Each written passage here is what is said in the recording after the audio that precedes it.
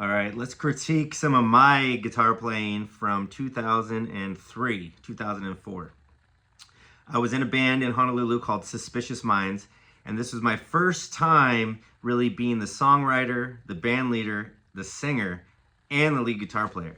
And I initially said that I started this band so I could learn to play electric guitar solos. So previous to this, right before this, I was studying classical music, and I kind of threw that off. I went to music school because I knew that I really just wanted to learn as much as I could about music. But after spending about 4 or 5 years as a classical guitar player and really refining all of that, even gigging as a classical musician, I was like, that's not what I want to do. Who I really am is this improvising electric guitar player. So this is about a year after deciding that I'm going to just focus all my time on the Telecaster, write some songs, and become an improvising electric guitar player in the American style. So here's some of the recordings that I made with the band Suspicious Minds. Let's critique these bad boys, talk about what I did right and what I did wrong. I think this is going to be a little bit painful. What the hell?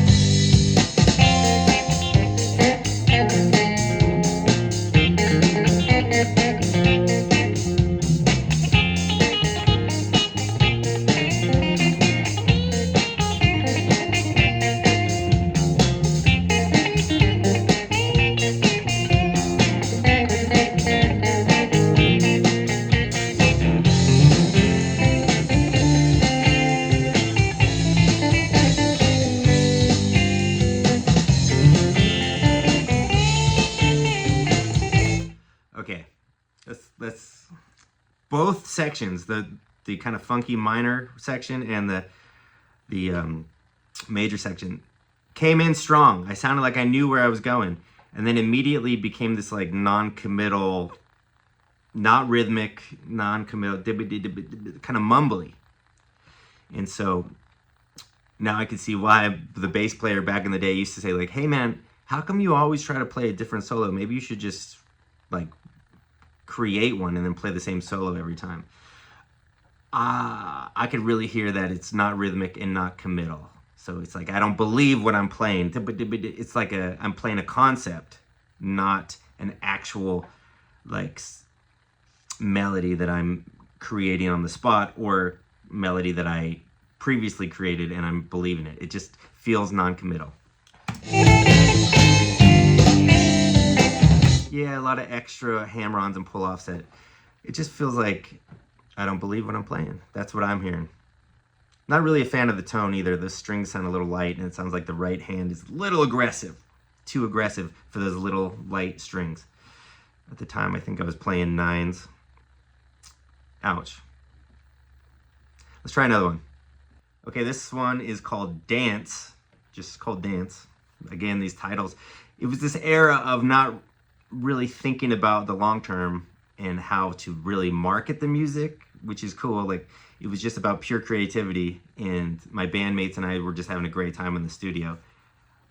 We actually got pretty popular in Honolulu at the time, but you know, we're just young dudes trying to make it. But okay, so Dance. I don't know what, yeah, I don't know what the title means.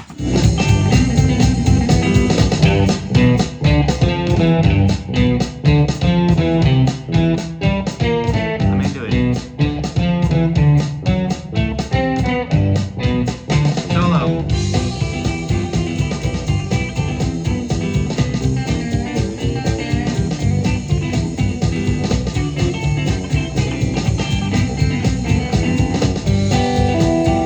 Okay.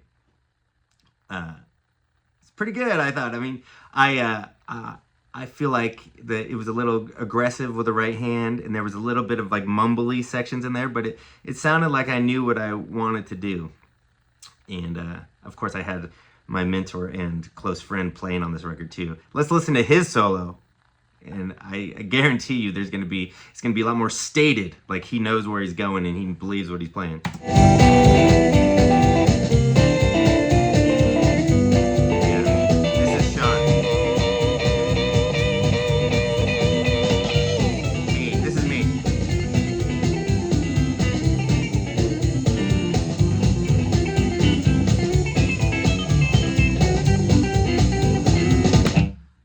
Sounds like a young guy who's just trying to show what he can play. If I recall, I think that part was rehearsed, so I wasn't improvising. It still was a little mumbly there, which, it's not bad. I try to play cleaner now. I just really try to slow it down, maybe play less. Sounded like a long run-on sentence to me, but not too bad. Still don't like the tone that much.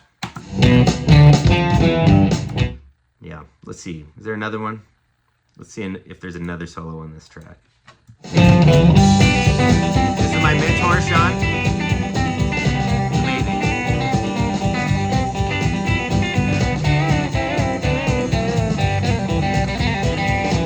This is me.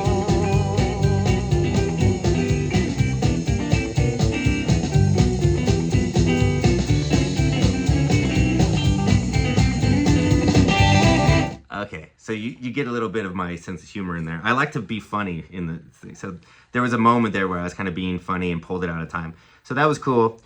I love Sean's playing on this, and it's a little embarrassing. Like a lot of that stuff that he's doing, I do now. So pretty cool. This was an instrumental, and I think it was just kind of an excuse to jam, which was the point of the whole band. Unintentionally, we ended up getting a bunch of fans, and it was super fun. Opened for some great bands. I started to feel a bit like a star. That's when I moved to LA. Like, oh man, every time I play, there's 200 people at this thing. And then I had to move to LA to prove to myself that I'm just another guy with a guitar. Okay, this one's called Surfabilly. These titles, I don't know. I think I made up this riff when I was in high school and then turned it into a song like 5 years later or whatever. I'm like 22, 23 during this recording. Back in 2002, so we're looking at, what is that, 20 years? I'm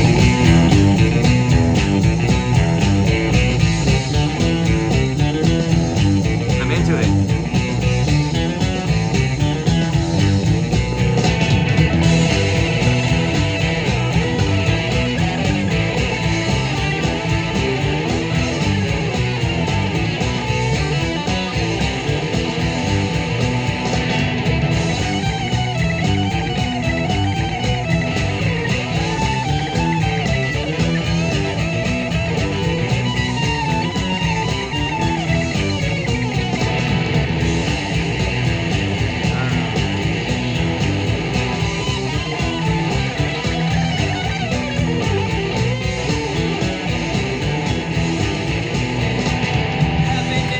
Okay, whoa, that was some punk rock element to that. I think it did what it was supposed to do. It was supposed to be like kind of unhinged. Right hand tremolos. I think if I remember, this was a Strat with heavier strings and a pretty overdriven sound. Yeah, that was wild. It did what it was supposed to do. Punk rock style, kind of aggressive. I liked it. I think it was cool, especially for this song. It's supposed to be this. It's a style, not slick guitar playing, but what's the word? Passionate, crazy, angsty. Okay, this one's called Highway. Let's check it out. Let's see what happens with the guitar solo.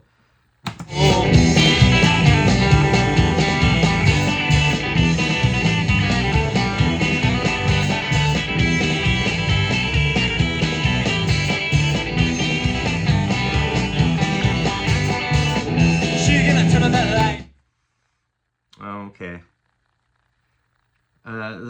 Again, the tone, I just feel like it's too plinky. We talk about this a lot. I think the strings could be heavier, and I think I could definitely be playing lighter with the right hand.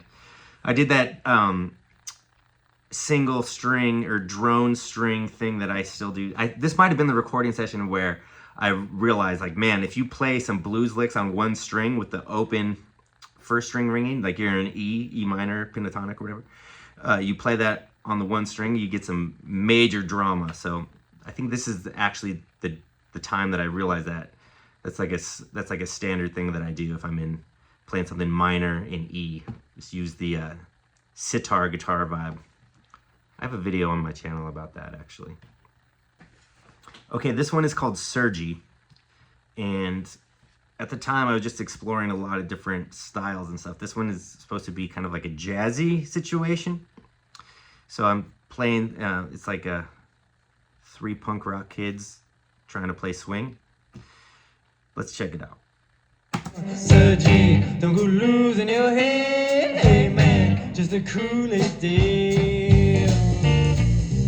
Cool it down, cool it down. I could do a whole video about my singing back Cool then. it down.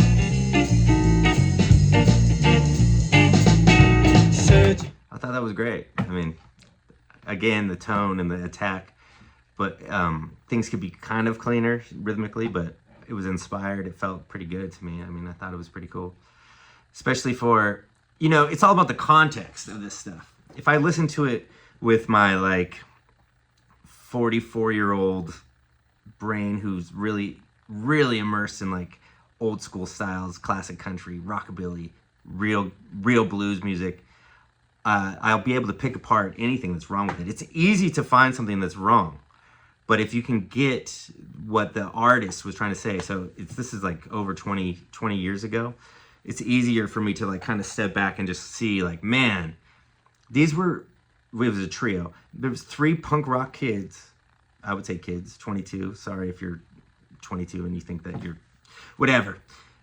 Three punk rock kids trying to learn something and evolve musically. I remember playing with this band in our first show. It was a punk show, so we're playing with a bunch of punk bands, and we're playing this rockabilly set, rockabilly, punkabilly thing, and the kids didn't like it. The audience, they did not like it, and they're like, what the hell? About 3 months later, everybody loved it, because I think it still had that spirit, this like, we don't give a crap about what you think, we're just making something. And that, I mean, the songs were pretty damn catchy. I have some friends who still write to me or say, hey man, what happened to that song?